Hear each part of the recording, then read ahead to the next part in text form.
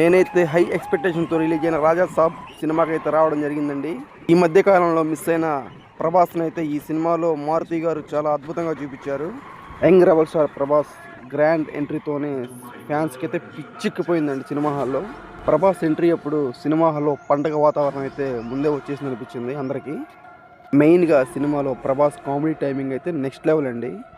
Darling అభిమానులు అయితే interval నుంచే సెలబ్రేషన్స్ అయితే మొదలు పెట్టేశారు. ఇంకా మీలో డార్లింగ్ అభిమానులు ఎవరైనా ఉంటే సినిమా ఎలా ఉందో కామెంట్ అయితే చేయండి.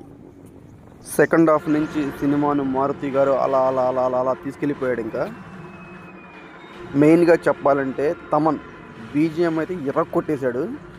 సినిమా కథ పరంగా వచ్చేసి కథ ఏంటంటే ఒక మనవడు నానమ్మ కథ. ట్విస్ట్ ఏంటంటే విలన్ వచ్చేసి తాతయ్య. క్లైమాక్స్ మనకు తెలుస్తుంది.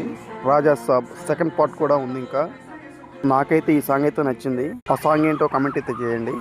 వీడియో నచ్చితే లైక్ చేయండి, షేర్ చేయండి, సబ్స్క్రైబ్